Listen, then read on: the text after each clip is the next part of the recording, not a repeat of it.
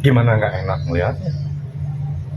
Ini di Korea anak-anak isi, aduh, kan nilainya tambah kan? Nggak mau. Nah ini teh performatif kan. Iya. Kurator itu membaca perkembangan, membaca siklus yang ada, tapi juga tetap harus punya kedalaman-kedalaman terhadap setiap fenomena yang ada, baik yang ada di arus-arus yang besar gitunya, atau yang justru tertimbun oleh arus-arus yang besar.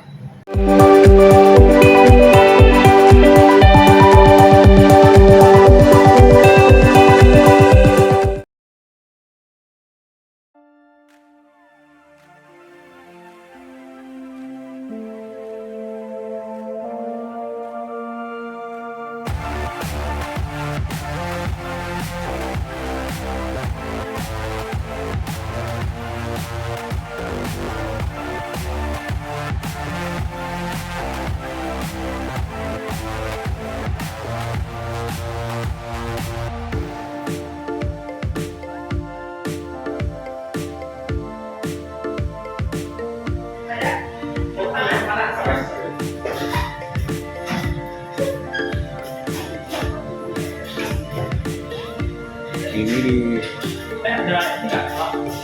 otentik lebih baik Ameng Kopi. Ameng Kopi, kopi legendaris Pontianak sejak 1970.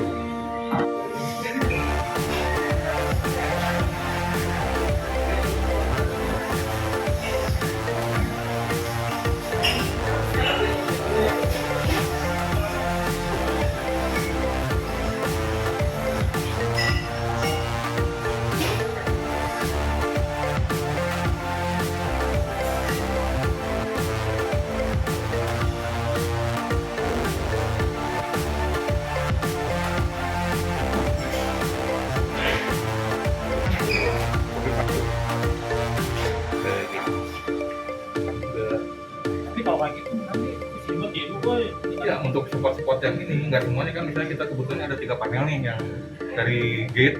Google kan. Ya, Dan orang juga belajar seni juga kan bisa jadi nggak dari realitas yang maya. makanya di seni itu ada X factor, star factor gitu. Yang nggak ada pelajarannya di sekolah.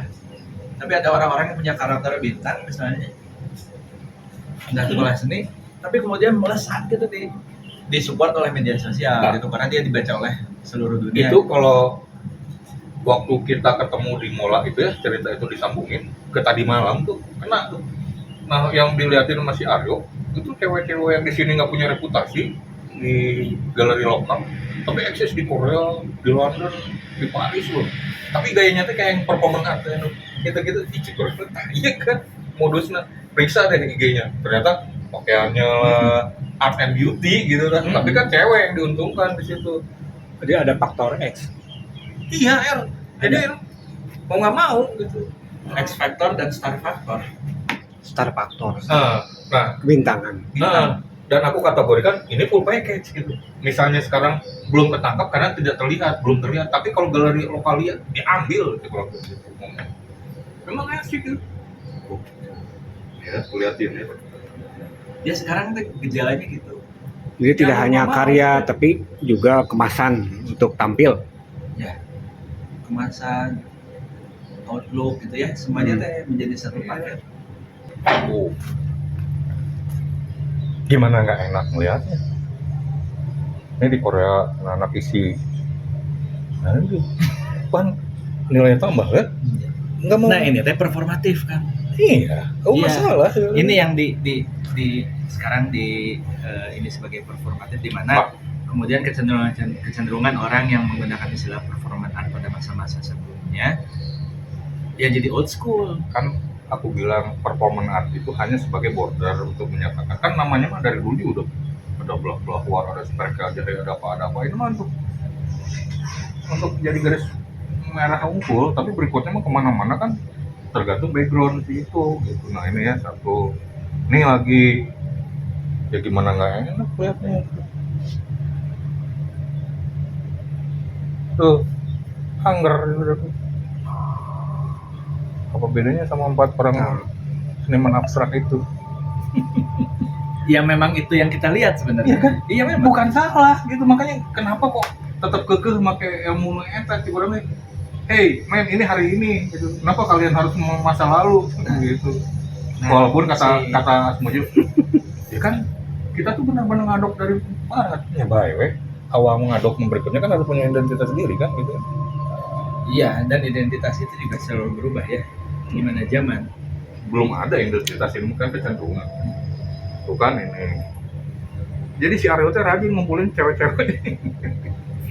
Ini diambil sama Wade itu. Hebat karyanya teh di White akun. Cube Gallery. Bukan, Wade Anderson apa tadi? Ini yang lagi populer tuh Wes kan. Anderson. Aduh. Nama. Mana diambil apa ini? Wes Anderson. Gila. Nah, aku teh nggak ngerti ini tuh tapi belum. Naon sih itu sebangsa genre atau apa? Wes Anderson itu sutradara film. Gitu. Nah, ini tuh sempat ngobrol kan sama si Ariel. Kenapa tuh kamu daya di Indonesia mah udah nggak ada yang ngajakin, cina gitu sebenarnya mah. Ya sederhana itu dia tuh. Tapi diakses di luar negeri mah. Iya, sekarang kesempatan itu tuh terbuka begitu lebar. Buat siapapun ya. Ya tapi emang sebagai kita gimana nih caranya? Kan gitu. Yang merasa punya garis darah dan bersekolah itu serupa. Miranda, anak Royal College of Art asli orang Jakarta, pamerannya di Eropa, nggak masuk ke Indonesia, tapi ditanya mau pameran di Indonesia, katanya dia mau aja, cuman nggak ada yang ngajak. Karyana mah asik, Iya, karyana kieu. abstrak. Tapi bari performan ya. Lihat seperti itu. Peran kurator kumaha? Lamun bikin. Kurator itu kan bagian dari, dia selalu berfungsi asal tepat guna, itu aja masalahnya. Karena dia mediator. Mau diam di dalam satu batasan tertentu atau justru dia membuat juga terobosan-terobosan baru. Dia kan membaca zaman juga gitu. Sekarang kecenderungan apa yang menjadi arus di dalam seni rupa, nah itu juga kan yang harus jadi dibaca. Kalau dia terus diam di sini menjaga jarak, ya mungkin jadi ketinggalan dari perkembangan karena publiknya sendiri kan sudah berubah. Bukan itu sudah berubah ya, tapi terus berubah gitu. Terus berubah sebagai siklus kan, jadi harus memang mengupdate, mengaktualisasikan terus. Ya kalau dulu misalnya kuratorial kan kita lihat juga berdasarkan karyanya. Nah sekarang mungkin selain karya juga performan di medsos gitu. Selain karya dan perform juga pengembangan ilmu yang lain karena signifikan kan, misal di arsitektur, di desainer dan lain-lain. Nah, maksudnya kalau kita milih seniman nih untuk sebuah event, jadi tidak hanya melihat karya, tapi juga tampilan dia di medsos misalnya, kayak gitu. Full package-nya, Full package itu. bukan medsos doang. Nggak menjadi satu ukuran yang pasti gitu ya kan. Kurasi itu juga bisa sangat bervariasi kan. Kita mau melihat dari sudut pandang yang mana, aspek mana. Bahkan misalnya gini, seorang yang tidak sangat terkenal sekalipun pada saat dia punya karya yang penting kan itu bisa layak buat dipublikasikan. Dia gagaplah medsos dan sebagainya gitu. Tapi kalau ternyata kemudian dia punya karya penting buat bisa ditampilkan ke publik, ya itu yang memang bisa ditampilkan. Jadi kalau saya lihat sih kurator itu membaca perkembangan, membaca siklus yang ada, tapi juga tetap harus punya kedalaman-kedalaman terhadap setiap fenomena yang ada, baik yang ada di arus-arus yang besar gitunya atau yang justru tertimbun oleh arus-arus yang besar. Karena ini juga kan selalu menjadi ruang-ruang orang selalu nanya, karena kalau yang arus-arus besar itu kan beririsannya sama tren. Tren itu siklusnya agak cukup pendek, hektik dan kerut banget, sebentar-sebentar orang akan bosan. Nah, kita akan selalu mencari nilai-nilai yang menjadi satu penyegaran yang baru dan bergantung pada circle.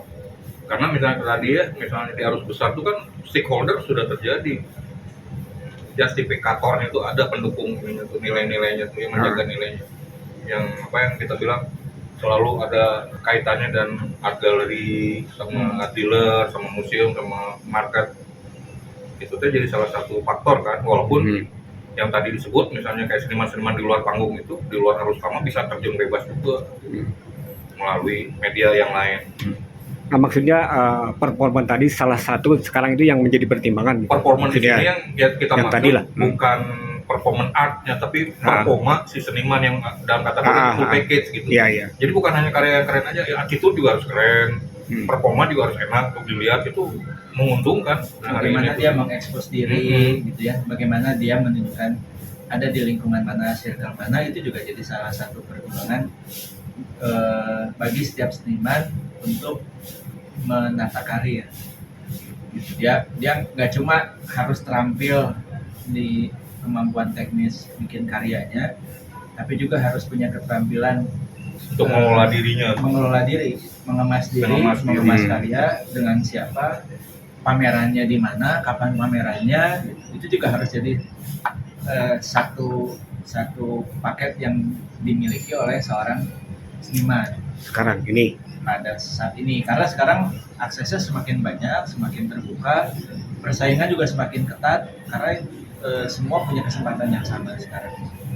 Dan yang menjadi tren saat ini juga sebenarnya lebih nuansanya lebih pop ya, artinya dia bisa sangat cepat melesat walaupun misalnya dia ahistoris kan, perkembangan seni rupa, atau dia juga nggak punya dasar referensi yang kuat tentang seni rupa itu sendiri, tapi kemudian dia tampil menjadi bagian yang menyemarakan gemerlapnya dunia seni rupa misalnya.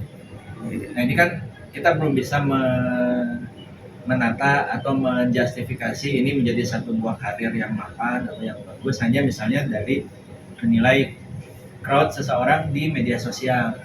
Tapi kemudian ini pun menjadi satu indikator bagaimana seseorang itu terakses oleh publik yang sangat luas melalui media sosial. yang bersifat pribadi ya sebenarnya. Iya. Kalau yang corporate kan lebih ke collab, kalau ini ruang privasi. Ya itu, misal contoh gini, misal ada seniman nih, kita bisa lihat eksistensi dia tuh dari tayangan-tayangan yang dia punya di IG. Kayak dilihat di IG aja nggak menarik, logikanya pasti keren juga gitu, itu sudah otomatis gitu ya. Misalnya mau kasih orang, tapi itu agak kasar ya, tidak relevan gitu. Biasanya kalau yang keren kamu ya memang kayak kebanyakan keren atau unik atau apa dan sebagainya. Ya kan seni rupa dengan seniman sebagai sebuah profesi ya sama aja dengan profesi-profesi yang lain. Sekarang juga banyak profesi-profesi yang sistem rekrutmennya itu perusahaan itu menilai dari media sosial kandidat itu. Atau attitude, misal contoh Iweng tuh ngilang sih, entah apa jadi kopi atau apa, dan tapi pas giliran datang di main room wah gitu tak Langsung ada di pusaran. ada pusaran mainstream gitu. Itu kan logikanya walaupun dia tidak berkarya tapi orang tetap asik untuk melihat cerita dia di belakang kekaryaan. Ya kertapa dia. Itu ada X Factor dan Star Factor. Ya itu yang tadi kita sebut. Star Factor Ada dan yang X Factor. Wah dari pagi jedul sampai jedul 24 hours artis gitu, tapi nggak jadi apa-apa juga gitu, karena memang ya itu tadi mindset nggak open mind gitu. Nah kita lihat tuh hari ini full package tuh seniman hari ini memang harus terbuka benar-benar, dia dengan sangat sadar untuk mengelola entah dia ke dalam internal atau keluar secara eksternal. Itu bermain destiny. Ya? Mentakdirkan ada juga orang yang mendukung isu-isu sampai sore tapi Iya. Kaduk-duk. Tapi kalau effort di seni rupa kan bisa menghasilkan. Iya. Berikutnya kekeras kepala itu dicontohin sama Kanko, sama Nasar, itu kan, dan kekeras kepalaan yang intens gitu berhasil. Tapi ada juga udah keras kepala bebal, ya bebal. Jadi akhirnya yang nggak jadi orang gitu. Tapi ini juga menjadi satu peranan penting buat kritikus dan kurator supaya bisa menyeimbangkan arus-arus yang sedang tren. Itu kan orang juga sangat mudah terbuai dengan sesuatu yang sifatnya tren. Oh. ada kan orang yang effortnya tinggi gitu ya. Kalau kerja aku memang nggak fair loh, nggak Tapi adil. hasilnya ya bahan gitu aja. Iya, Kalau dari tahun-tahun ada lah. Itu juga ada. iya, itu kan balik lagi pada kayak tadi, entah itu destiny atau namanya takdir dan Itu seterusnya. kan adanya Tapi kalau open mind, dia bisa ngeliat bahwa ada cakrawala lain, ada lingkaran lain, ada himpunan lain, mungkin beda gitu kan. Nah, terus misalnya kita bergantung pada kurator pengamat seni, menurut aku hari ini agak berat gitu, karena perbandingannya mencolok